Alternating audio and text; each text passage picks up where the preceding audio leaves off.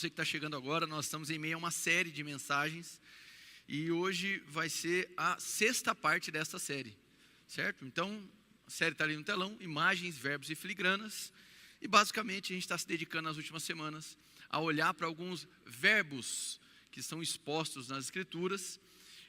Estamos buscando aprender a maneira bíblica ou correta, divina, de se conjugar esses verbos, de se praticar esses verbos. Então nós tratamos aí sobre o verbo orar, sobre o verbo julgar, escandalizar, e na última semana tivemos o verbo servir e amar, amém? Hoje nós vamos falar sobre um outro verbo, cujo nome da mensagem de hoje é o verbo dar, amém? Ou doar, ou ofertar, ou contribuir. Então, hoje é um dia muito especial para nós, porque a gente vai tratar sobre participação financeira na igreja. Aí talvez você é visitante e fale assim, meu Deus do céu, vim no dia errado, né? Errei, me convidaram no dia errado. A bem na verdade, a gente vai fazer 7 anos como igreja em julho, 1º de julho, e ao longo desses 7 anos, essa é a terceira vez que eu estou dedicando uma mensagem específica para tratar sobre o assunto. Ao longo de 7 anos, nós tivemos 3 momentos. Um deles foi uma série que virou um livro, Mone, Mamão e Mostarda. O outro foi, se não me engano, na parte 3 ou 4 da série Zelo. E é importante, essa série foi importante para a nossa comunidade, a série Zelo. E hoje eu estou tratando sobre isso. Então, para nós, não é um assunto que a gente toca, vamos dizer assim, de maneira corriqueira. Geralmente tem um espaçamento aí de 2 anos, ou até um pouco mais, quando a gente vem tratar sobre assuntos como esse. Mas ele é importante, ele compõe aí o espectro do que é adoração na nova aliança, e tem muitas questões importantes. Como você percebeu, para você que está chegando, e é uma novidade estar aqui conosco, nós não paramos o culto em um determinado momento para falar sobre dízimos e ofertas, para falar ou fazer uma espécie de motivação para que você participe. A gente apenas dá uma instrução. Vocês acompanharam que o pastor Gustavo instruindo as maneiras como você pode contribuir, e é um desejo nosso, desde quando a igreja foi fundada, de que esse elemento saia da liturgia do culto, para que a gente não precise mais avisá-los de que você pode dizimar e ofertar, mas para que você tenha espontaneidade para fazer isso em qualquer momento, amém? Para isso a gente precisa melhorar, claro, a comunicação, visualmente falando. Os adesivos nas cadeiras têm esse objetivo, para que pouco a pouco a gente retire de vez a liturgia do culto, esse momento de orientá-los de que pode dizimar e ofertar. Quem entendeu? E é bíblico a participação financeira, mas o momento, a liturgia, a gente pensa que não se faz tão necessário. No entanto, ainda é, justamente por quem está chegando, para entender a dinâmica da igreja. No Bases, que é o nosso curso de membresia, a gente trata de maneira mais aberta a maneira como nós compreendemos. E não é uma exigência bíblica de que no culto público tenha momentos de pausa para ensinar sobre recursos financeiros. Amém, irmãos? Não é uma exigência, então não é um imperativo na liturgia do culto de que tenha esses momentos. Mas também não há um impedimento de que tenha. Certo? Então, desde quando nós nascemos, nós não realizamos esse tipo de prática, de parar 15, 20 minutos para ficar ensinando, para então recolher as ofertas. Não é do nosso hábito, não tem a ver com a maneira como nós conduzimos a liturgia. Amém, meus irmãos? Perfeito. E eu creio que a gente está caminhando para um nível de espontaneidade cada vez maior. Graças a Deus. Hoje nós vamos nos dedicar a examinar os textos de 2 Coríntios, ok? Então eu já quero que você abra o texto, que assim, é um texto longo, A gente vai ler 2 Coríntios capítulo 8 e o capítulo 9. Amém, irmãos? A gente vai ler aí uns 40 versículos agora. E é evidente que, ainda que eu busque fazer esse exame texto a texto durante a mensagem, é muito texto para cobrir tudo, mas eu acredito que a leitura do todo, ela é importante, amém? Então a gente vai ler todos esses 2 capítulos que trata sobre o dar, o contribuir, o participar financeiramente, em uma situação específica que envolvia as igrejas da região da Macedônia, especialmente as igrejas dos filipenses, dos tessalonicenses, que compunham ali a região da Macedônia, e talvez outras igrejas, e junto com a igreja de Corinto. Então a gente vai tratar sobre esse momento de oferta, e a partir daí a gente vai aprender como que Paulo ensinou a importância e o que é participar financeiramente da obra do Senhor. Amém, meus irmãos?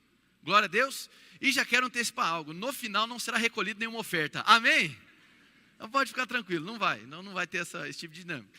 O que também não seria um problema se tivesse, mas não vai, estou lhe adiantando.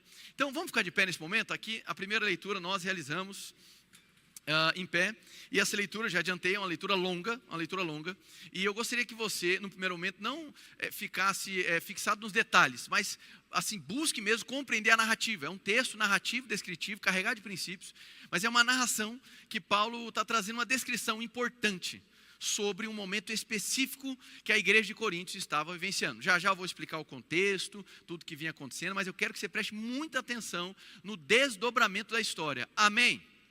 Perfeito. Então, 2 Coríntios capítulo 8, verso 1. Se você não trouxe uma Bíblia, a gente vai colocar no telão ali, ó. E aí você pode acompanhar. A versão que eu vou estar lendo é a NVI, Nova Versão Internacional. Se você estiver com outra, que bom, né? Mas só para lembrar que pode haver algum conflito de palavras. Vamos lá. Agora, irmãos, queremos que vocês tomem conhecimento da graça que Deus concedeu às igrejas da Macedônia. No meio da mais severa tribulação, a grande alegria e a extrema pobreza deles transbordaram em rica generosidade. Pois dou testemunho de que eles deram tudo quanto podiam, e até além do que podiam. Por iniciativa própria, eles nos suplicaram insistentemente o privilégio de participar da assistência aos santos. E não somente fizeram o que esperávamos, mas entregaram-se primeiramente a si mesmos, ao Senhor, e depois a nós, pela vontade de Deus. Assim, recomendamos a Tito que, assim como ele já havia começado, também completasse esse ato de graça da parte de vocês. Todavia, assim como vocês se destacam em tudo, na fé, na palavra, no conhecimento, na dedicação completa e no amor que vocês têm por nós, destaquem-se também neste privilégio de contribuir. Não lhes estou dando uma ordem, mas quero verificar a sinceridade do amor de vocês, comparando com a dedicação dos outros. Pois vocês conhecem a graça de nosso Senhor Jesus Cristo, que sendo rico, se fez pobre, por amor de vocês, para que por meio de sua pobreza, vocês se tornassem ricos. Este é meu conselho. Convém que vocês contribuam, já que desde o ano passado, vocês foram os primeiros, não somente a contribuir, mas também a propor este plano. Agora, completem a obra, para que a forte disposição de realizá-la seja igualada pelo zelo em concluí-la, de acordo com os bens que vocês possuem. Por quê? Se há prontidão, a contribuição é aceitável de acordo com aquilo que alguém tem, e não de acordo com o que não tem. Nosso desejo não é que outros sejam aliviados enquanto vocês são sobrecarregados, mas que haja igualdade. No presente momento, a fartura de vocês suprirá a necessidade deles, para que, por sua vez, a fartura deles supra a necessidade de vocês. Então haverá igualdade, como está escrito: quem tinha recolhido muito não teve demais, e não faltou a quem tinha recolhido pouco. Verso 16. Agradeço a Deus ter Ele posto no coração de Tito o mesmo cuidado que tenho por vocês, pois Tito não apenas aceitou o nosso pedido, mas está indo até vocês com muito entusiasmo e por iniciativa própria. Com ele, estamos enviando o irmão que é recomendado por todas as igrejas por seu serviço no Evangelho. Não só por isso, mas ele também foi escolhido pelas igrejas para nos acompanhar quando formos ministrar esta doação. O que fazemos para honrar o próprio Senhor e mostrar a nossa disposição. Queremos evitar que alguém nos critique quanto ao nosso modo de administrar essa generosa oferta, pois estamos tendo o cuidado de fazer o que é correto, não apenas aos olhos do Senhor, mas também aos olhos dos homens. Verso 22. Além disso, estamos enviando com eles o nosso irmão, que muitas vezes e de muitas maneiras já nos provou que é muito dedicado. E agora ainda mais por causa da grande confiança que ele tem em vocês. Quanto a Tito, ele é meu companheiro e cooperador entre vocês. Quanto a nossos irmãos, eles são representantes das igrejas e uma honra para Cristo. Portanto, diante das demais igrejas, demonstrem a esses irmãos a prova do amor que vocês têm e a razão do orgulho que temos de vocês. Capítulo 9, verso 1. Não tenho necessidade de escrever-lhes a respeito dessa assistência aos santos. Reconheço a sua disposição em ajudar e já mostrei aos macedônios o orgulho que tenho de vocês, dizendo-lhes que desde o ano passado, vocês da Acaia estavam prontos a contribuir e a dedicação de vocês motivou a muitos. Contudo, estou enviando os irmãos para que o orgulho que temos de vocês a esse respeito não seja em vão, mas que vocês estejam preparados, como eu disse que estariam, a fim de que, se alguns macedônios forem comigo e os encontrarem despreparados, nós, para não mencionar vocês, não fiquemos envergonhados por tanta confiança que tivemos. Versículo 5. Assim, achei necessário recomendar que os irmãos os visitem antes e concluam os preparativos para a contribuição que vocês prometeram. Então, ela estará pronta como oferta generosa e não como algo dado com avareza. Lembrem-se, versículo 6, aquele que semeia pouco, pouco também colherá. E aquele que semeia com fartura também colherá fartamente. Cada um dê conforme determinou em seu coração, não com pesar ou por obrigação, pois Deus ama quem dá com alegria. E Deus é poderoso para fazer que lhe seja acrescentada toda a graça, para que em todas as coisas, em todo o tempo, tendo tudo o que é necessário, vocês transbordem toda boa obra. Versículo 9, como está escrito, distribuiu, deu seus bens aos necessitados, a sua justiça dura para sempre. Aquele que supre a semente ao que semeia, e o pão ao que come, também lhe suprirá e multiplicará a semente e fará crescer os frutos da sua justiça.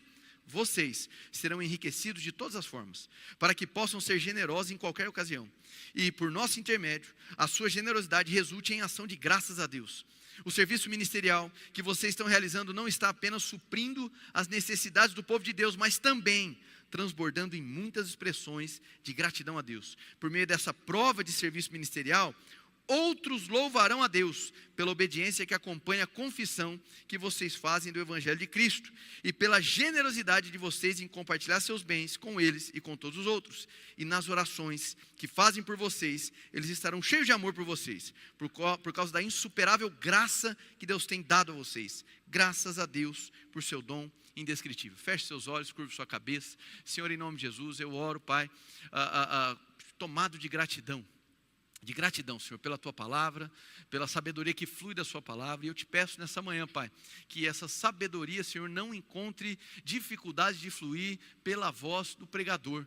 Que também não haja, Senhor, nenhum tipo de empecilho na recepção desse ensino na vida dos meus irmãos. Em nome de Jesus, Senhor, que o Seu nome seja exaltado e que a gente consiga capturar a Tua vontade, a Tua direção, o que o Seu texto está buscando transmitir a nós.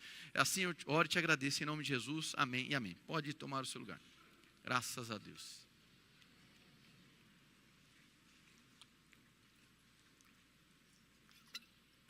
Amém.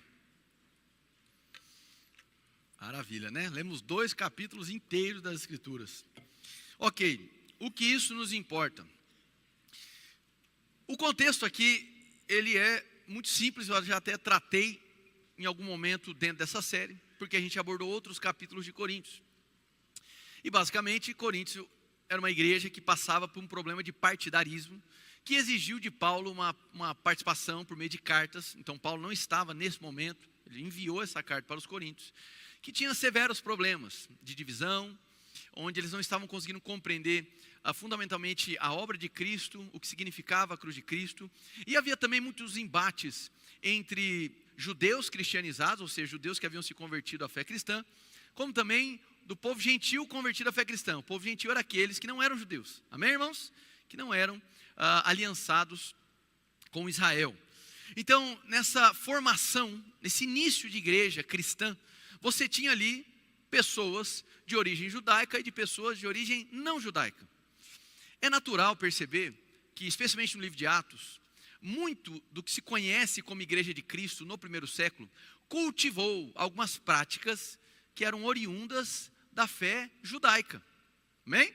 É possível perceber algumas dessas práticas acontecendo ainda no livro de Atos e também na vida de discípulos de Jesus, que eram de origem judaica.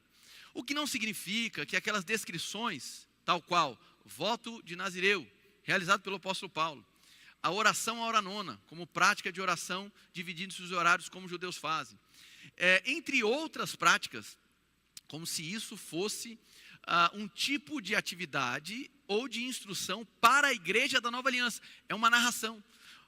O livro de Atos é uma narração, ele não é uma prescrição, amém? É uma descrição de fatos. Fato é que nós percebemos que o próprio apóstolo Paulo, que era de origem judaica, em outras cartas mais posteriores ao registro de Atos, ele mesmo desestimula. Ele mesmo vai demonstrar que a observação de festas do calendário judaico, a guarda do sábado, a comida ou não participar de alguns alimentos segundo a dieta da lei de Moisés, já não tinha mais impacto na salvação, porque agora fomos salvos por Cristo Jesus.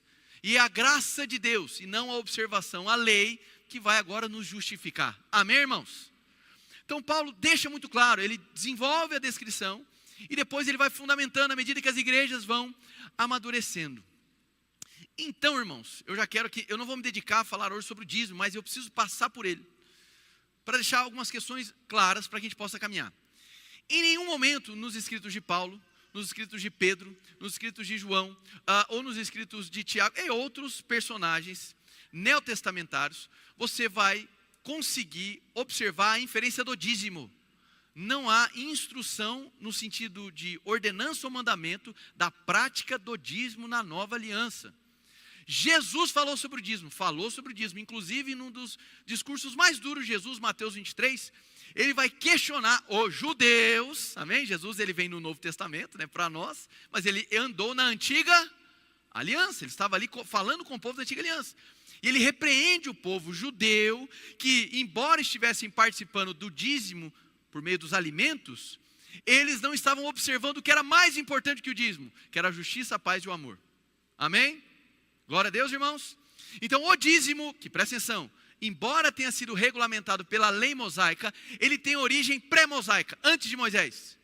Ele tem origem pré-abraâmica, embora o primeiro fato bíblico que nós vamos encontrar é Abraão entregando o dízimo de tudo que havia conquistado, né, em uma guerra, em um despojo de guerra. Segundo registros históricos, dízimo era uma prática comum de contribuição de outras tribos do Oriente Médio. E é muito provável que o povo ali do Antigo Testamento compreendeu isso como uma prática de generosidade, de gratidão. E Abraão desenvolve essa prática, embora só tenha um fato no texto bíblico. Jacó também absorve dessa prática, no entanto, numa espécie de negociação, de maneira equivocada, né? Olha, se me abençoar, então eu vou dar o dízimo. E depois a gente vai perceber que na lei de Moisés se torna de fato um registro, se torna uma exigência. Então, para os judeus, sim, o dízimo tinha força de mandamento. No entanto, irmãos, eu não vou destrinchar aqui, mas cabe a leitura, eu acredito que seja saudável. Se você depois ler em Números capítulo 18, Deuteronômio capítulo 12, Deuteronômio capítulo 14, Deuteronômio capítulo 26, desses 4 capítulos você vai perceber que vão ser tratados sobre, não um tipo de dízimo, mas sobre 3 tipos de dízimos. Então os judeus, quando dizimavam, eles não dizimavam apenas 10% do que recebiam, eram 3 dízimos.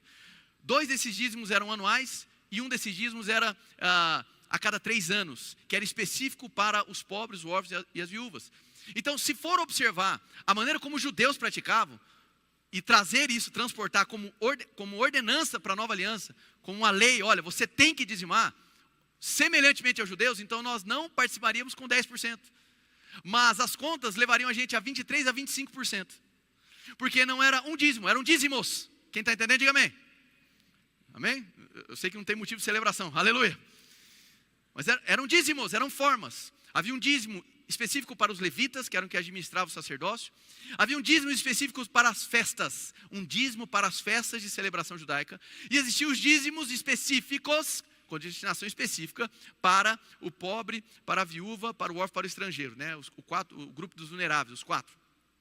E ao total, você teria aí mais ou menos 23,33%, fora as sobras que também entravam. Então poderia chegar a 25%, 26%. Enfim, o que eu estou querendo dizer é o seguinte, isso era a prática judaica. Na nova aliança, na igreja de Cristo, não há um único texto estimulando a prática do dízimo, especificamente como ordenança. Então, não é mandamento na nova aliança, na igreja de Cristo Jesus, a prática do dízimo. Amém? Graças a Deus, agora eu estou livre dessa conta, desse imposto. Não é bem assim. A questão é que na nova aliança, muda-se a referência. A referência agora da nova aliança é a cruz de Cristo. E é justamente o argumento de Paulo para tratar sobre contribuições. Paulo não vai fazer um apelo a uma porcentagem. Paulo vai fazer um apelo à cruz de Cristo Jesus. Então, fundamentando aqui, não há textos, à exceção de Hebreus, capítulo 7, que vai falar sobre o dízimo que foi dado na vinculação entre Levi e Melquisedeque, mas é um outro contexto. Não está falando de maneira a orientar a igreja de Cristo a dizimar. Não há. É muito provável que a igreja de Jesus, especialmente no 1º, 2º, 3º século, cultivou a prática do dízimo, como cultiva-se até hoje. Por quê? Porque boa parte do legado do cristianismo nasce no judaísmo. Amém? Amém, irmãos? Então, Significa então que não é um imperativo, um dever cristão participar financeiramente? Aí não confunda as coisas. Não há mais mandamento em relação ao dízimo, nenhum. Mandamento não existe, mas existe sim uma exigência, um dever cristão de participar financeiramente. A questão é que agora a base de cálculo muda. Na verdade, não se tem mais cálculo. O que se espera, e é possível perceber, por exemplo, na orientação de Paulo em 1 Coríntios 16, do verso 1 ao 4, onde ele vai organizar uma coleta. E dentro dessa coleta ele vai falar assim, olha, no primeiro dia da semana você vai separar uma parte. Não diz 10%, não diz um 10%, não diz nada disso, uma parte. Você vai separar uma parte. E aí ele vai colocar também que esse tipo de contribuição deveria ser recorrente. Certo? Então, Paulo compreende que existe uma exigência, é dever cristão, participar financeiramente da obra. Amém, meus irmãos? E que essa contribuição seja recorrente. Na nossa nação, o comum, não estou dizendo que é o de todo mundo, o comum é receber mensalmente. Amém, irmãos? À época, o natural era receber, mediante ali os ganhos da agricultura, algo semestral ou anual. Em algumas culturas, como os Estados Unidos, é muito comum pessoas receberem semanalmente ou quinzenalmente. Então, eles cultivam ali o hábito de participar semanalmente ou quinzenalmente. Quem está me entendendo até aqui, não precisa concordar, é só se está me entendendo a linha de raciocínio, amém? Glória a Deus, muito bem. Então, Paulo demonstra isso para nós, Pedro também em outro momento vai demonstrar que espera-se, enquanto dever cristão, que todo aquele que crê em Cristo, na sua obra, na morte e ressurreição, que eles manifestem também na participação financeira a sua fé em Jesus Cristo. Como? Participando com regularidade, diga regularidade. Pode ser entendido com constância. Outro ponto, de acordo com o que tem, repete comigo, proporcionalidade. Muito bem. E de maneira espontânea, sem pressão, diga espontaneidade. Perfeito. Por que é que é muito crível e por que é que não é um erro, ok? Teológico, a prática do dízimo na nova aliança. Não é um mandamento, mas não é um erro participar por meio dos 10%. Por quê? Porque o dízimo é um método de contribuição inteligente. O dízimo é um método de contribuição inteligente, por quê? Porque ele justamente pressupõe regularidade e ele é uma porcentagem. Se é uma porcentagem, ele é muito mais justo, ele é proporcional, concorda comigo ou não? Uma coisa, a gente falava assim, olha irmãos, nós vamos fazer aqui uma obra, nós vamos iniciar uma igreja, e é o seguinte, a conta para ser paga vai ficar R$500 para cada um. Para alguns, R$500 é o quê? Nada. Para outros, R$500 é muito, quem entendeu? Então, quando o dízimo é proposto como uma fração, a fração, ela pressupõe o quê? Proporcionalidade. Então, ele também aponta para o elemento de justiça, juízo das proporções. Amém, meus irmãos? E evidentemente, espera-se que seja espontâneo. Ah, mas se era debaixo da lei de Moisés, eles tinham que fazer porque tinham que fazer. Então, veja bem, eu não vou abrir o texto lá porque não daria tempo, mas depois você estuda em casa, em Amós, capítulo 5, do versículo 1 ao 4, vai demonstrar que ainda que eles dessem o dízimo, o coração deles estava corrompido. Então, dar por obrigação o dízimo também não servia para nada. Amém, meus irmãos? Então, eu estou contextualizando isso para que você entenda que a oferta que Paulo está levantando aqui, ela não é o dízimo. E estou fundamentando também, enquanto igreja, que não há mandamento de dízimo na nova aliança. Glória a Deus. O que não significa que você não possa dizimar. Glória a Deus. O que seria o dízimo? Uma contribuição da 10ª parte dos seus proventos. E por que então dizimar? Não porque é mandamento, mas porque é uma boa referência de um método inteligente, onde eu valorizo proporcionalidade, amém, irmãos? Onde, porque eu tenho um compromisso de fé com a comunidade que eu participo, eu cultivo regularidade, constância, e esses elementos não podem fugir da espontaneidade, não pode ser por pressão, não pode ser por manipulação. Eu gosto da maneira como o pastor Luiz Saião, que é um dos principais nomes da teologia brasileira, aborda para nós, igreja brasileira, os extremos. Ele fala assim, existe uma teologia da prosperidade, que usa do dízimo e oferta como negociação, é ou não é? Quem nunca aqui ouviu? Não aqui, irmão, aqui não, aleluia. Mas quem nunca ouviu algo nesse sentido? Às vezes, o rendimento, né, a participação financeira está diminuindo na igreja, aí o pessoal abre o texto de Malaquias, né, para falar do gafanhoto, e se você não participar, o gafanhoto vai vir, e vai fazer um regaço na sua vida, né? Faça a prova do Senhor. Então cria-se essa mentalidade de negociação. Se você dá, Deus então vai o quê? Te dá muito dinheiro, você vai ficar rico. E aí usa esse texto, 2 Coríntios, todo errado. Olha só, Jesus se fez pobre para que você fosse rico, meu Deus do céu. Então se você é pobre, você está amaldiçoado. É a demonização da pobreza. Como se o pobre fosse o estigma, não da opressão social, mas o estigma da opressão do pecado. Se ele está empobrecido é porque ele não está provando da bênção. E se ele está enriquecido, ele é rico, então ele é muito abençoado. Isso é teologia da prosperidade. Isso tem ferido a igreja brasileira há umas 3, 4 décadas. É uma desgraça, irmão. Absolutiza a bênção enquanto recurso material. Isso é uma desgraça, irmão. Mas tem a teologia da pobreza. Deus não tem nada a ver com seus recursos. Deus não tem nada a ver. Esse negócio de participar financeiramente da obra não faz o menor sentido. Porque a parada com Deus é espiritual. Então, pouco importa a questão do seu dinheiro, né? Eu gosto de uma frase de Agostinho de Hipona, que ele vai dizer da seguinte maneira: Deus não considera o que possuímos, mas o que cobiçamos. É possível perceber que existe todo um desenvolvimento teológico nas Escrituras, especialmente enfatizado por Jesus, sobre a maneira como nós gerimos os nossos recursos, sobre a maneira como o dinheiro pode nos tutelar, a maneira como o dinheiro pode exercer senhorio sobre as nossas vidas. Deus, Jesus Cristo, chega ao ponto de entregar um título ao dinheiro que ele não entregou nem para Satanás. O dinheiro é mestre. O dinheiro ele tem o potencial de ser senhor sobre a sua vida, de exercer maestria sobre a sua vida. Jesus em muitas e muitas, eu sei, irmãos, que você escuta muita gente, tanto às vezes nos palcos religiosos quanto nos outros palcos motivacionais, que tentam utilizar aquela frase: olha, porque na Bíblia tem muito mais texto falando sobre dinheiro do que sobre fé. Só que eles usam isso de maneira manipuladora para falar: está vendo? O que importa é o dinheiro. E não, o excesso de texto sobre dinheiro é justamente porque Deus nos ama e sabe do problema que nós enfrentaríamos na administração de recursos naturais. E como que nós somos tendenciosos a sermos rotulados por isso. Amém? Os discípulos morreram pobres. Jesus foi uma figura empobrecida. E não caia no conto da sereia, que Jesus tinha casa na praia. Irmão, tem casa na praia que é uma desgraça. Jesus encarnou uma figura humilde, pobre, empobrecida.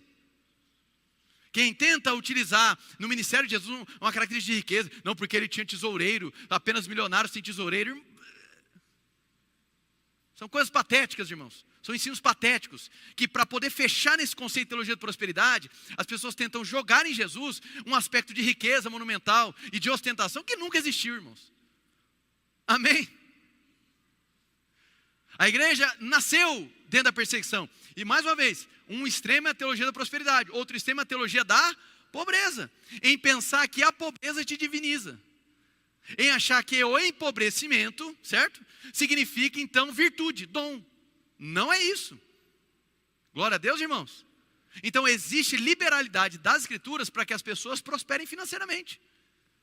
Amém? E mais importante, sobre a quantidade do que você hoje recebe de dinheiro, ou pode vir a receber, e que você receba muito, Deus está interessado no seu coração, em como você vai gerir essa área. Porque essa área é perigosa. Ela rapidamente, ela te aprisiona. Ela rapidamente se define como o termômetro da sua alegria. Ela rapidamente, ela é definida como o termômetro da sua paz. Tem dinheiro em casa? Está tudo bem.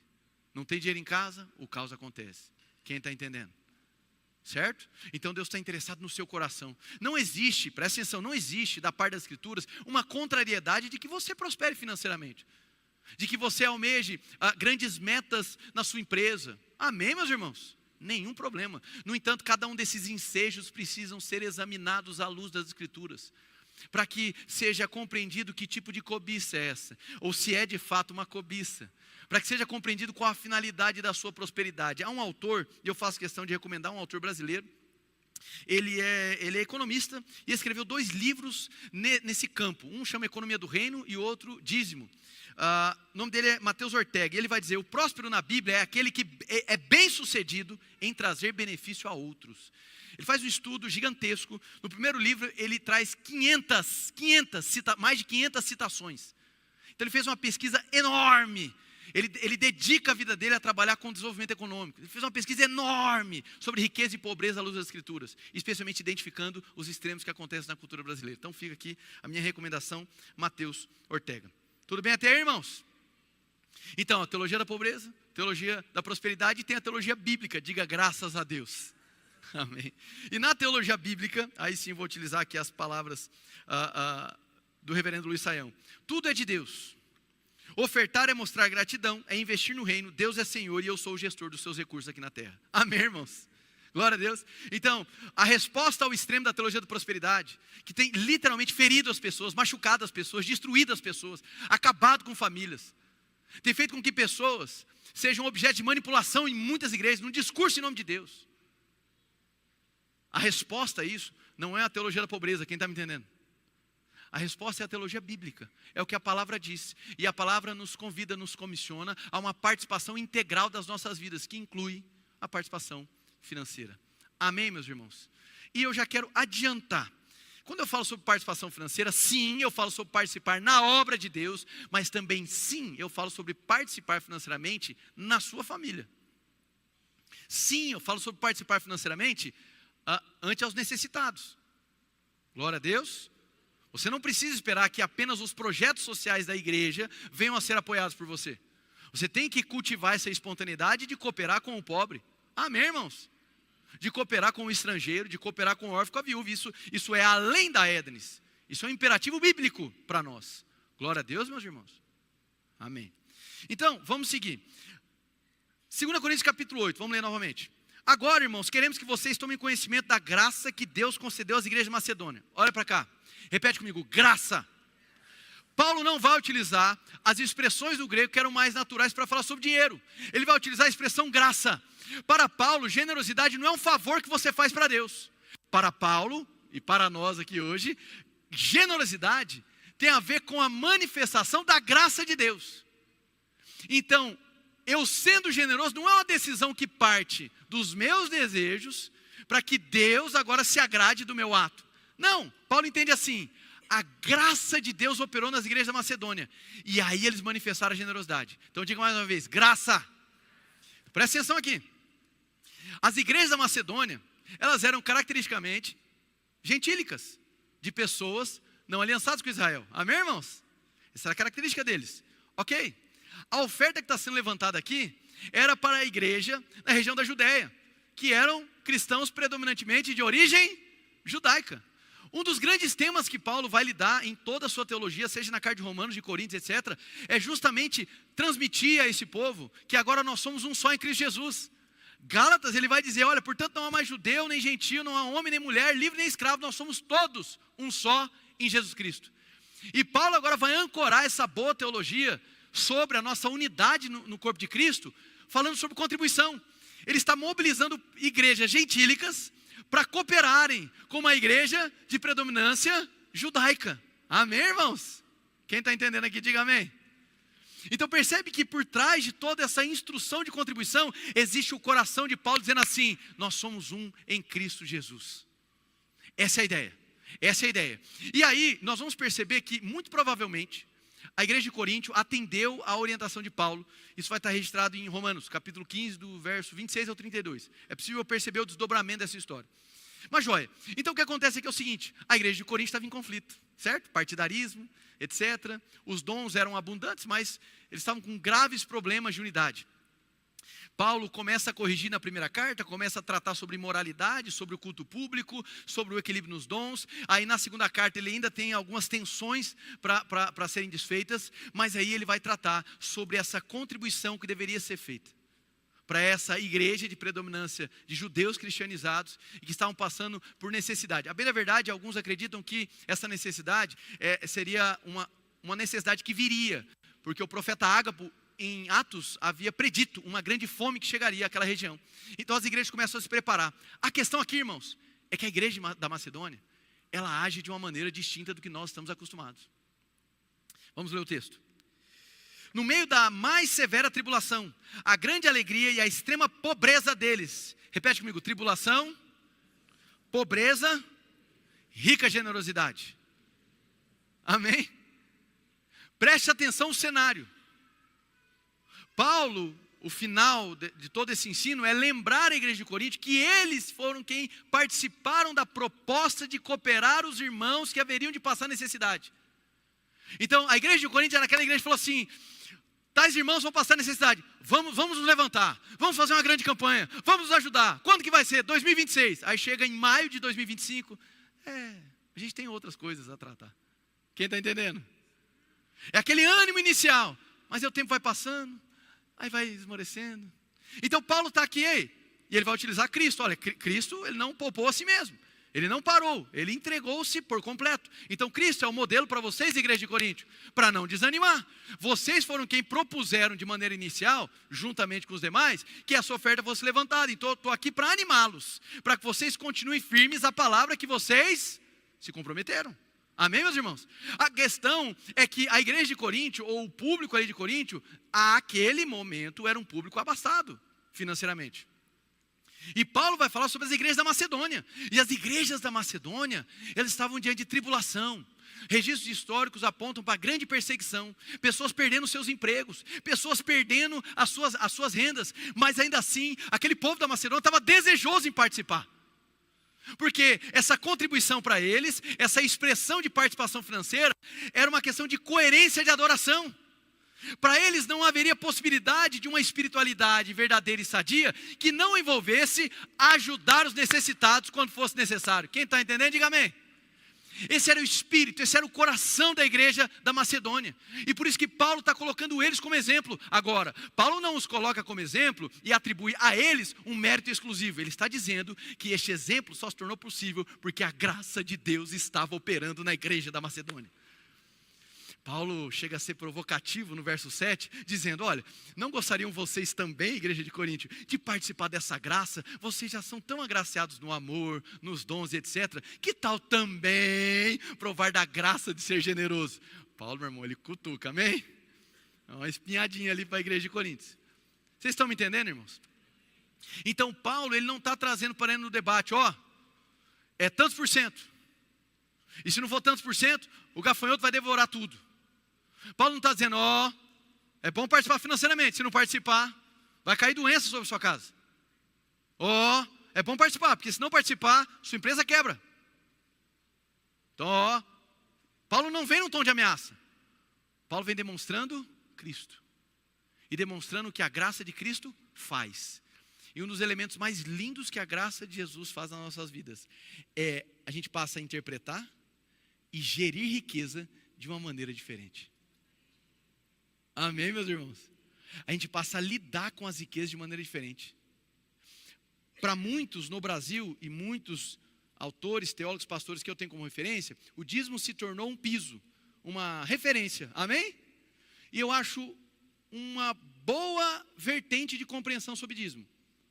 Glória a Deus, entender o dízimo como, olha, se esse era o teto da antiga aliança, então nós absorvemos como um piso para a nova. Amém, eu acho uma boa possibilidade, só não pode ser articulado como mandamento. Quem entendeu, diga amém. Glória a Deus, só não pode ser articulado enquanto mandamento.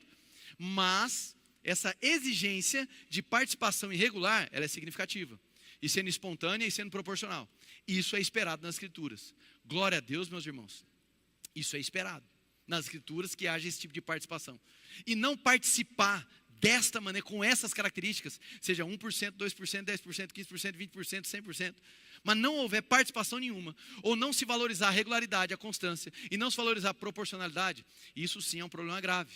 Amém, meus irmãos? Muitas pessoas se sentem condenadas porque não conseguem separar 10% dos seus rendimentos. Ou talvez você já se sentiu condenado em algum dia por não ter conseguido separar os 10%. Ou talvez porque você colocou 10% como se fosse um imposto. Você tem a planilha financeira, está lá, água, luz, internet, dízimo e vai passando. Não é? Amém, irmãos? Se falou com você, sorri e acene. Amém, irmãos? Está tudo bem. Então, esse mau relacionamento com a contribuição financeira é problemático. Por quê? Porque a ideia da participação financeira é essa compreensão de adoração integral. Essa compreensão de que, sim, eu sou agraciado. Como nós terminaremos o culto de hoje? Eu quero orar por todos nós, começando por mim, mas também por vocês, para que nós sejamos agraciados. Para que nós possamos provar dessa graça. E essa graça nos potencializa a não olhar para o cenário, mas participar. Paulo vai começar a temperar e colocar equilíbrio no discurso dele, mas ele está deixando muito claro, eles estavam em meio à tribulação. Eles não estavam num cenário de extrema riqueza, porque esse é o pensamento convencional. Quando eu tiver isso, aí eu ajudo. Eu não estou falando de ajudar a igreja, ajudar qualquer um. É ou não é, irmãos? Quando então eu tiver esse recurso, aí sim eu vou ajudar a pessoa tal. Quando eu tiver tudo isso, e geralmente a pessoa que fala isso, ela tem alguma coisa para ajudar. Ajudar um familiar, ajudar a igreja, tal, alguma circunstância. Glória a Deus. Amém. Então Paulo ele está desenvolvendo esse conteúdo com eles. Versículo 3, pois dou testemunho que eles deram tudo quanto podiam, e até além do que podiam por iniciativa própria, eles nos suplicaram insistentemente o privilégio de participar da assistência aos santos. Diga assim, contribuir é privilégio. Então generosidade, irmãos, não é um favor que você faz a Deus. Ser generoso não é um favor que você faz à igreja. Amém? Que tem pessoas que, não aqui, graças a Deus, mas que em alguns lugares buscam distinção pelo que entregam. Não é? Isso infelizmente é uma chaga também no Brasil. Os pastores ficam tomando ciência sobre quem dá e quanto dá. E aqueles que dão mais, geralmente eles, aleluia, recebem uma oração diferenciada. Não é? Não. O gestor financeiro da igreja tem acesso às informações sobre quem dá e quanto dá. Nós não, pastores não. Não faz o menor sentido isso. Glória a Deus, irmãos. Mas onde está isso na Bíblia? No próprio capítulo que você acabou de ler. Você vai perceber que ele levanta Tito e outros 2 cooperadores para que a coleta fosse realizada, a mensagem chegasse e houvesse prestação de contas e transparência. Paulo, é possível perceber, obviamente não tenho tempo para detalhar, mas é possível perceber que Paulo tem uma preocupação de que a igreja de Cristo, que era inicial ali no primeiro século, não fosse confundida com outra seita de aproveitadores. Paulo faz deferência, são quase 10 versículos fazendo deferência ali. Olha, Tito é um cooperador, vou te enviar outro irmão que nós não sabemos quem é, que eles honram o nome de Deus. Paulo, ele insistentemente está demonstrando, tem que ser gente séria. Não pode ser qualquer um. Tem que ser gente séria. Eu estou aqui validando esses irmãos que vão fazer a coleta, vão levar a mensagem, vão trazer de volta e vão fazer chegar a assistência aos necessitados. Quem entendeu, diga amém. Então Paulo está nos cercando de princípios. Mas antes ele está deixando claro, generosidade, irmãos, não é troca, amém? Não é uma negociação, é uma ação da graça de Deus. E essa graça te movimenta. E você olha, seja por desenvolvimento da obra, por meio da pregação do evangelho, do discipulado cristão, na formação de obreiros, presbíteros, pastores, o desenvolvimento missionário, a assistência aos vulneráveis, você olha para esse todo. E você se alegra de poder participar. Porque você entende que não é apenas uma realidade local. Há um desdobramento global. É a missão de Cristo na terra. Amém, meus irmãos? Seguindo. Eu quero saltar aqui com vocês. No verso 8. Não lhes estou dando uma ordem, mas quero verificar a sinceridade do amor de vocês. 9. Pois vocês conhecem a graça de nosso Senhor Jesus Cristo, que sendo rico, se fez pobre. Esse texto é prato cheio para patifaria, irmão. Esse texto é prato cheio para muita gente fazer bagunça com o que a palavra de Deus diz. Então, Cristo Jesus, que sendo muito rico, se fez pobre, para que pela sua pobreza nós pudéssemos nos tornar ricos. Presta atenção aqui. Ainda que Jesus tenha levado uma vida humilde, levado uma vida dentro de restrições, o contexto histórico aponta para isso. Os registros históricos, historiadores cristãos e não cristãos apontam para isso. A maior pobreza que Jesus absorveu para si foi a encarnação.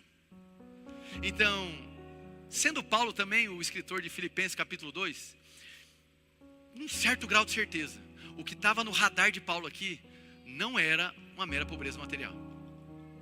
O que seria pobreza para um Deus? Meus irmãos, a gente falar que o nosso Deus Todo-Poderoso é rico, é até meio anacrônico, concorda comigo? Não faz muito sentido. Deus é rico, é Ele quem cria a riqueza. Essa classificação capitalista nossa não serve para Deus. Não, realmente Deus, Ele ultrapassou o Elon Musk nas últimas horas. Tem sentido, irmão? Ele é governador sobre todas as coisas. Ele é dono de todas as coisas. Então a gente falar que Ele é rico, é apenas uma força de expressão. Não é uma qualificação que entra para o Senhor. Por quê? Porque toda a riqueza advém dele. Ele é a fonte, Ele é o nascedouro. Amém, irmãos? Ele sustenta todas as coisas. Então como é que um Deus, Cristo é Deus, se faz pobre? Isso tem a ver com a experiência encarnacional. Jesus se despiu, certo? Ele que, mesmo sendo Deus, não teve por usurpação ser igual a Deus. antes se esvaziou e assumiu forma humana. O corpo humano para Jesus era a sua forma humilhada. Jesus assumiu para si uma forma humilhada, miserável, ser homem. Amém, irmão? Só uma mensagem de motivação. Aleluia. Graças a Deus. Essa é a grande pobreza. Então ele despiu-se de toda a honra de sua divindade e andou enquanto homem. E agora, por meio dessa ação de Cristo, e essa ação de Cristo significa o quê? O caminho que ele preparou, agora existe uma nova perspectiva para nós, de riqueza. Irmãos, é um reducionismo medonho dizer que essa riqueza se resume a questões materiais.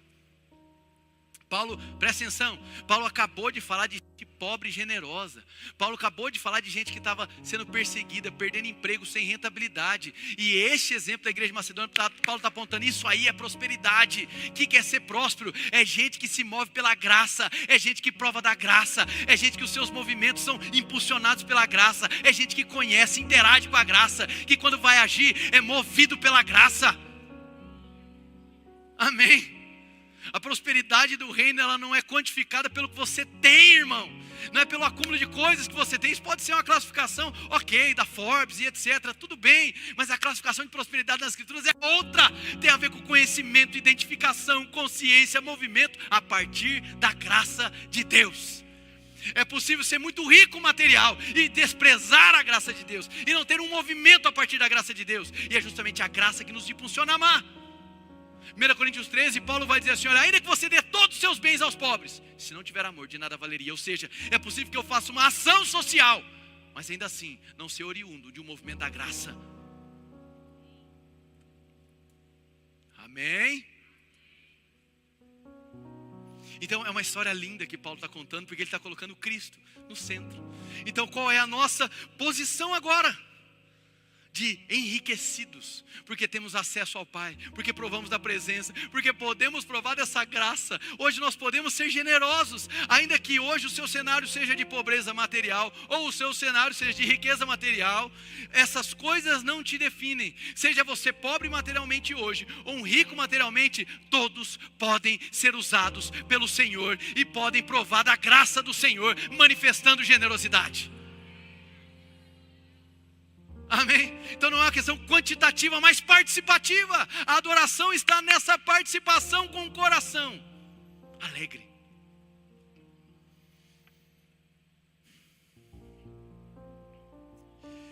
Aleluia. Versículo 12. Porque se há prontidão, a contribuição é aceitável de acordo com aquilo que alguém tem, e não de acordo com o que não tem. Repete comigo, proporcionalidade. Percebe como Paulo vai equilibrando o discurso e ele não toca em assunto de 10%? Amém? Não é mandamento. Quer tratar como piso? Bênção. Eu busco tratar como piso na minha vida. Não com cisma do Antigo Testamento, não é isso, né? Mas olha, se a lei me levou até aqui, e a lei era aio, era tutor para o povo, então se ela me levou até aqui, eu quero ir daqui para frente, amém? Mas eu não posso tratar isso como mandamento. Agora, como pastor aqui, responsável da comunidade, eu preciso trazer a consciência de que a participação regular, proporcional e espontânea, ela é uma exigência bíblica para esse grande quadro chamado adoração. Amém, meus irmãos? Tem algumas experiências de igreja, isso é interessante. Algumas experiências na igreja da América e outros no sul da Inglaterra, se não me engano, onde eles propuseram junto com a comunidade, é claro que em contextos distintos, amém, irmãos? Mas de se reconhecer um orçamento anual, olha, esse é o orçamento anual da igreja, e com um quadro de membros, geralmente igrejas mais estáveis, amém, irmãos? Um grupo mais restrito. Estabeleceu-se ali, olha, esse é o orçamento anual, então vamos fazer uma divisão igualitária, ou possível para que todos, para que a gente consiga cumprir o orçamento anual. É uma ação comunitária, quem está me entendendo? Isso, teve ano que foi 3% para cada irmão, 1%, 6%, 7%. A questão era uma participação de todos, então se tornava um compromisso mensal. Não é boleto, amém, irmão? Era um compromisso mensal, uma responsabilidade mensal, já visando o cumprimento daquele orçamento, para que a igreja cultivasse o bom testemunho, a boa honra. Quem está entendendo? Algumas das igrejas, dependendo da sua realidade social, definiram menos que 10%, 5%. Olha, então aqui nós cultivamos com prática 5%. Existe possibilidade bíblica disso? Com toda certeza, com toda certeza.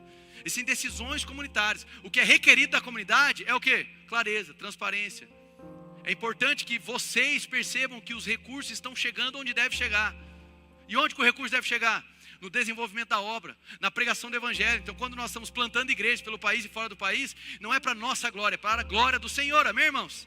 E talvez você não saiba, mas eu poderia dizer que uma boa porcentagem do que você hoje entrega, seja R$1, R$10, R$1.000, boa porcentagem que você entrega, está chegando em Campinas, está chegando em Manaus, está chegando em Londrina, está chegando em Goiânia, está chegando em Atlanta, amém, irmãos?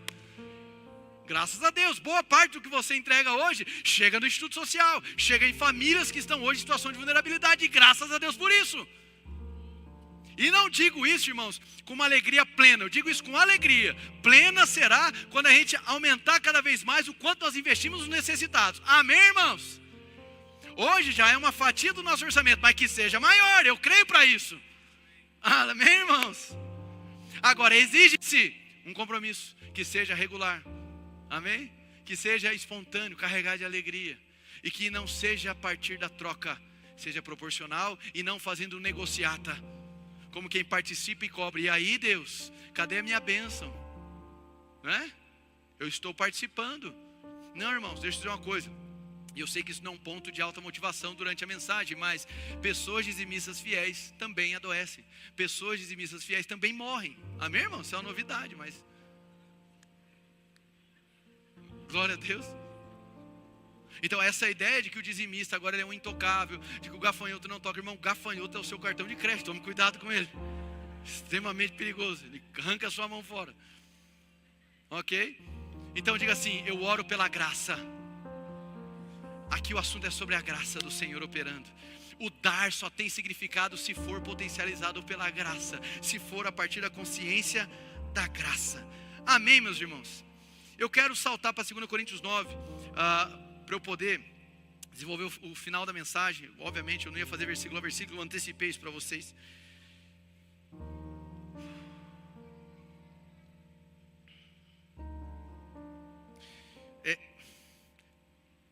Antes do 9, desculpa. Volta para Coríntios 8, 2 Coríntios 8. E nós vamos ler só o 14 e o 15 aqui, porque ele faz uma citação importante, só trazer para vocês. No presente momento, a fartura de vocês suprirá a necessidade deles, para que por sua vez, a fartura deles supra a necessidade de vocês, então haverá igualdade. Como está escrito, quem tinha recolhido muito não teve demais, e não faltou a quem tinha recolhido pouco. Esse texto aqui, ele está citando o quê? Êxodo. Ele está citando o episódio do quê? Do maná. Amém? Êxodo capítulo 16. Ele está falando do episódio do maná. Em que sentido? Deus vai dar um jeito de entregar o pão na minha mesa? Não. O sentido aqui é o quê? Nós estamos dando continuidade à peregrinação. O que era o deserto para eles é um mundo para nós. Então, eles provaram da fidelidade do Senhor em meio ao deserto. Então, continue, creia. Porque o mesmo Deus que foi fiel no deserto é o Deus que vai continuar sustentando a mão de vocês na peregrinação aqui do mundo. Amém, irmãos? Aí a gente entra em 2 Coríntios 9. Eu deixei para o final de maneira intencional. Por quê? Porque 2 Coríntios 9 é, mais uma vez, alvo de muitos abusos. É alvo de muitos abusos. E se a gente não entender que Paulo está citando 3 textos do Antigo Testamento, a gente se perde nesse texto. Há 3 textos sendo citados aqui. 2 Coríntios capítulo 9. Basicamente do verso 1 ao 5. Eu não vou ler. Mas basicamente, Paulo, do 1 ao 5, ele está interessado em criar uma situação em que 3 coisas possam acontecer. Primeiro, ele quer ter certeza de que quando ele chegar, a oferta já vai estar separada, porque ele queria evitar constrangimento, entende? Já tinha sido acordado, já era esperado. As igrejas da Macedônia estão se levantando, ainda que em meia pobreza, e eles na riqueza material, ainda que eles estavam numa situação de divisão, Paulo estava tratando a divisão e dizendo assim, olha, agora vamos cumprir a palavra que vocês deram, porque os irmãos têm necessidade, vocês participaram do plano inicial, então vamos animar. Amém, irmãos? E Paulo não queria ter que chegar lá, sabe, para poder, ele não queria isso, ele queria evitar esse constrangimento. Segundo, ele deseja que a doação deles em dinheiro seja totalmente voluntária. E para isso não faz sentido algum que eles sejam forçados ou intimidados para fazer essa doação. Toda vez que alguém é intimidado ou induzido a participar de uma doação mediante ameaça, isso é anátema, é maldição, irmãos. É discurso manipulador. Amém? Todo discurso. Se você participar, aí Deus vai dizer que tentando trazer garantias, entende? Especialmente garantias materiais. É manipulação, foge. Mas pastor, se eu plantar não vai haver colheita? Sim, vai haver. Mas quem disse que é sempre para você? Não, mas se eu plantei, a bênção é minha. Tá bom, egoísta. Se só não é a fé cristã. Todo plantio vai gerar uma colheita. E, inclusive, deixa eu dizer uma coisa, Cristo vai utilizar esse ditado judeu, dizendo um planta e outro colhe, falando dele mesmo. Você não foi responsável pelo plantio de Jesus.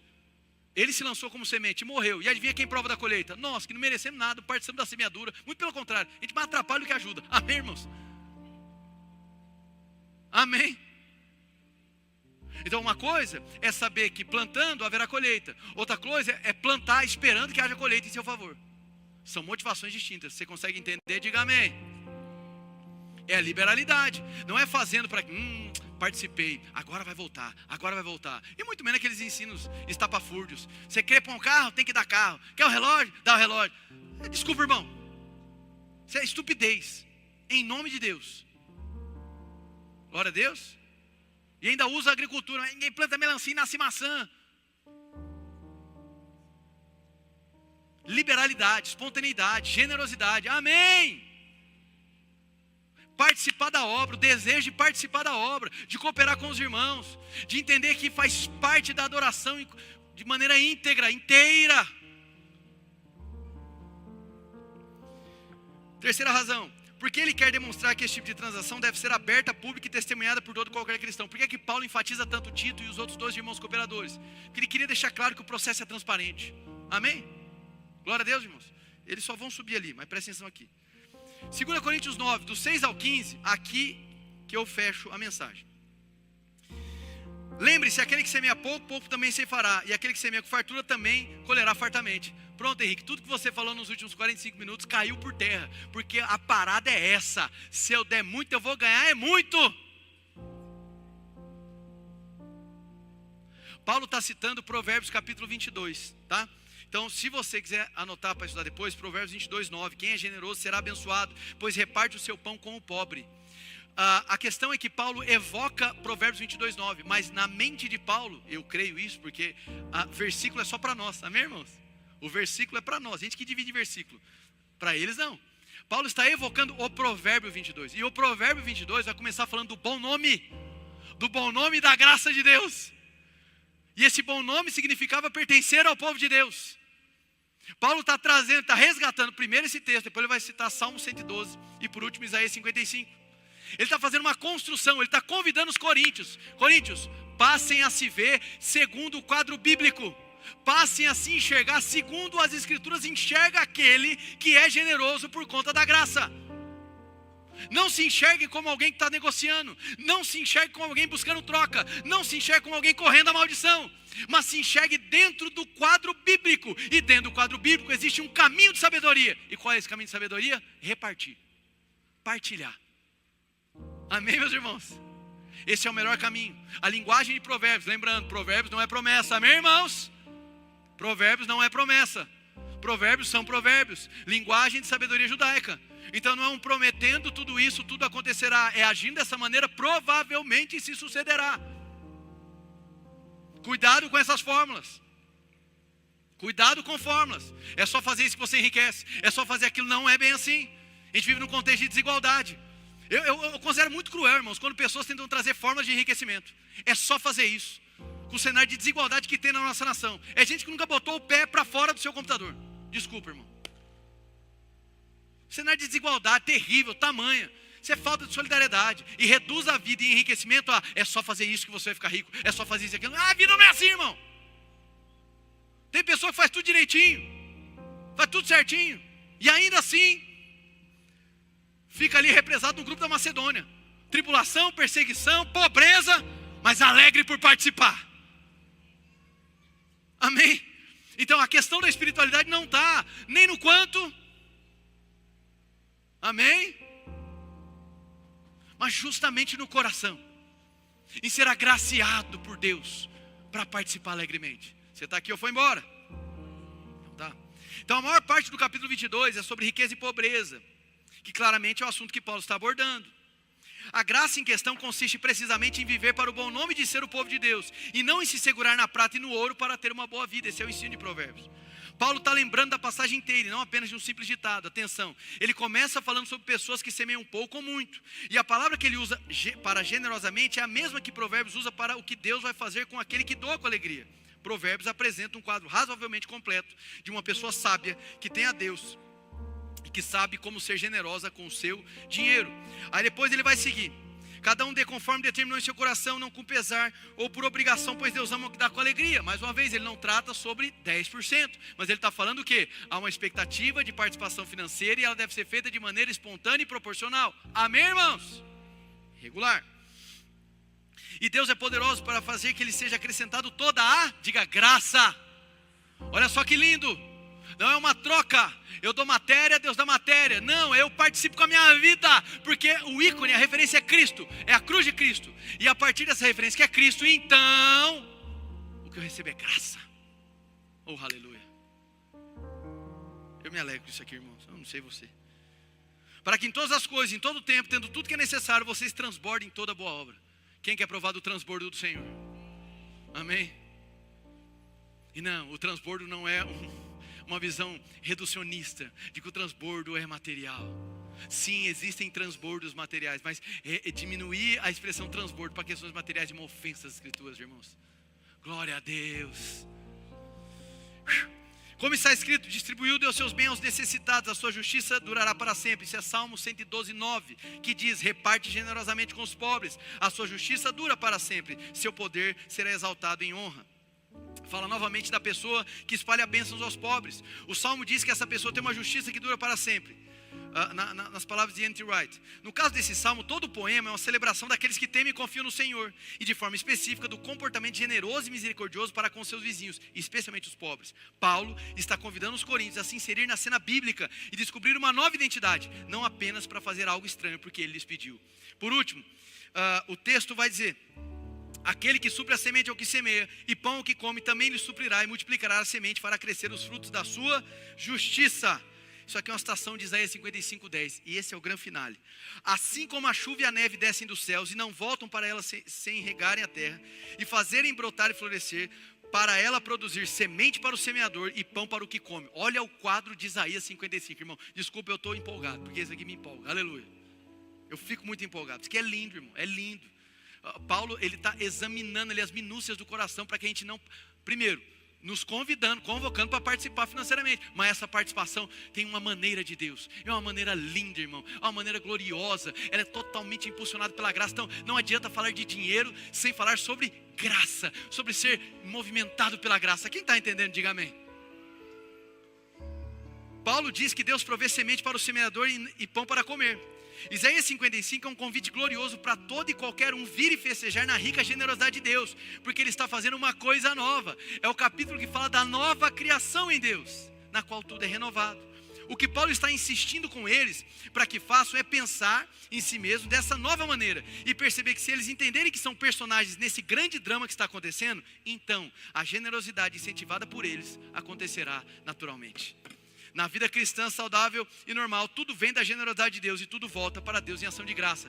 Então assim, para a gente fechar, Paulo, ele pinta um quadro nas cartas aos Coríntios. E lembra que eu falei em outras mensagens, para os que estavam aqui, que quando Paulo vai lidar com um problema, antes dele trazer a solução de maneira pragmática, ele fala sobre Cristo na cruz, amém? Mês inteiro de janeiro eu falei sobre isso, e ainda nessa série toquei nesse assunto. Basicamente ele está seguindo a mesma ordem de assunto dele, colocar Cristo na frente. Paulo vem desenvolvendo durante toda a carta essa ideia. A nova criação de Deus, baseada na nova aliança, determinada pela morte e ressurreição de Jesus, o Messias, e que agora opera no mundo através da pregação do Evangelho. Amém, meus irmãos? Graças a Deus. Então o que a gente vê é graça, comunhão e assistência operando em conjunto. São 3 palavras que Paulo vai utilizar nesse capítulo 8 e 9. Graça, caris, participação ou comunhão, koinonia, e assistência ou trabalho, diaconia. Paulo vai trabalhar caris, koinonia e diaconia em conjunto, e demonstrando que a consciência de graça nos coloca em movimento. A consciência de graça nos faz olhar para o próximo, nos faz olhar para a obra. É evidente que o contexto, atenção aqui, irmãos, terminando, que o contexto aqui de uma igreja contemporânea em 2025 é diferente de um contexto do primeiro século. Amém, irmãos? Existiam templos dessa maneira? É evidente que não existiam, estavam em grande perseguição, sendo mortos nas arenas, por imperadores terríveis. O evangelho se desdobrava de casa em casa, os recursos eram implementados no cuidado do órfão, da viúva, mas também não era para todo mundo. Paulo vai deixar claro em 1 Timóteo, dizendo assim, olha, não é para toda viúva que a assistência tem que chegar, a família tem que se preocupar. E essa irmã viúva, ela está cooperando com a obra, quem está entendendo? A situação do pobre também, Paulo não vai deixar assim, olha, ajuda sem ver, não. Existe oportunidade de se desenvolver trabalho. Então não é para você ficar criando cabides, quem está entendendo?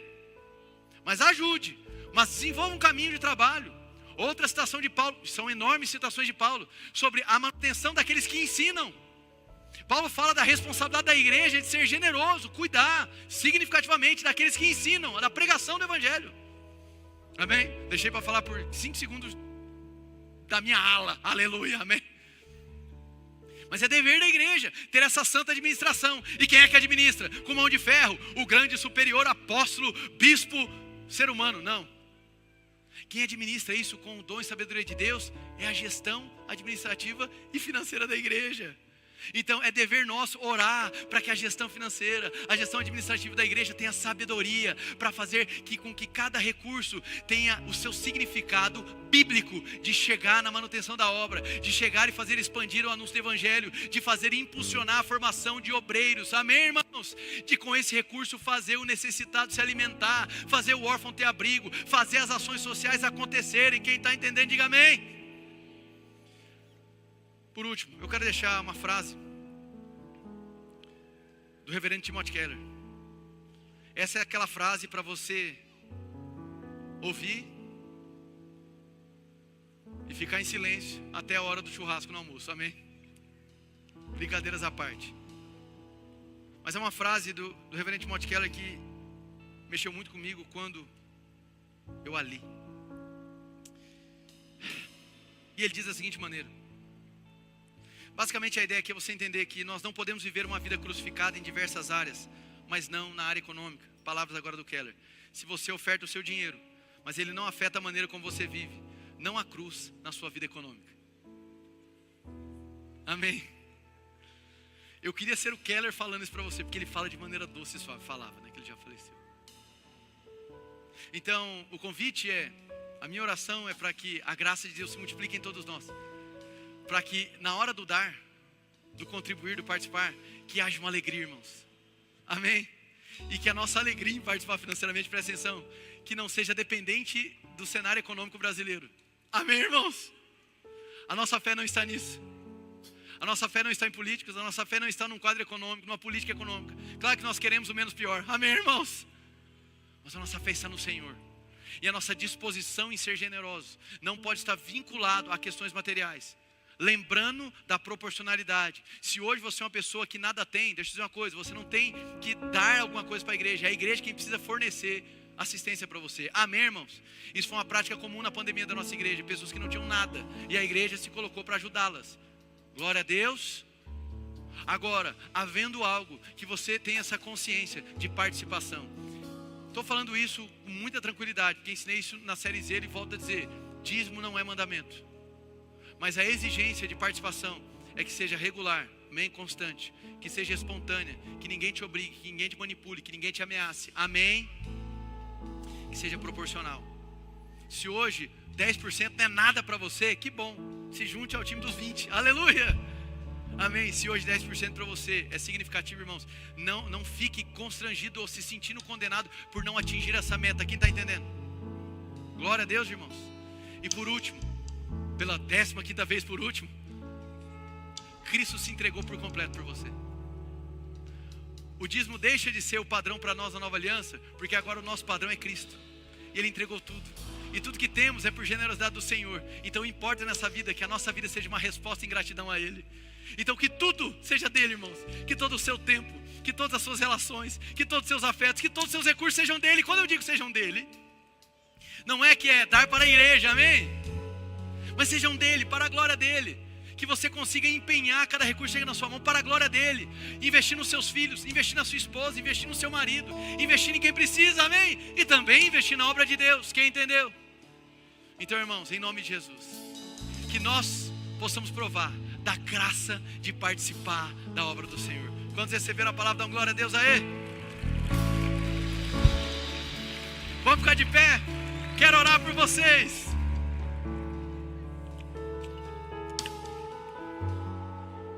Vamos orar? A gente vai estar passando a coleta, brincadeira, amém? Hoje não. Hoje não. Mas você fica livre, meu irmão, fica livre para participar quando você quiser. Vamos orar, Senhor, em nome de Jesus. Eu oro, Pai, para que esta graça seja concedida a nós, Pai. Sim, essa é a minha oração. Que essa graça seja concedida a nós. Essa graça que nos posiciona como generosos nessa terra. Generosos, Pai, com a obra, com os nossos familiares, com os necessitados. Senhor, abra os nossos olhos, porque a nossa tendência no mundo caído é sermos mesquinhos e egoístas. Senhor, nós entregamos também essa área nas suas mãos, e que a área econômica das nossas vidas sejam marcadas pela cruz de Cristo. Que tenhamos um santo compromisso, Pai, baseado não em ameaças, baseado não em manipulação, não em negociatas, não em trocas, mas um santo compromisso de quem adora o Senhor com tudo que é, com tudo que tem, com tudo que o Senhor nos confia. Senhor, eu oro pela boa mordomia, eu oro por essa graça sendo multiplicada na vida dos meus irmãos. Obrigado, Jesus, por nos convidar a participar integralmente da sua obra. Em nome de Jesus, Senhor, que meus irmãos desfrutem, Senhor, desfrutem da sua boa presença, que eles compreendam que Jesus se fez pobre, se despiu da sua divindade, se fez homem, para que nós pudéssemos ser enriquecidos. E essa riqueza, Senhor, não pode de maneira alguma ser diminuída a questões materiais. Somos ricos porque temos a Ti, Pai. Somos ricos porque podemos provar a Tua graça.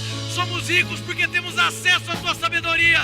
Somos ricos porque fomos chamados a participar da Sua boa obra. Em nome de Jesus. Quem crê, diga amém. Graças a Deus.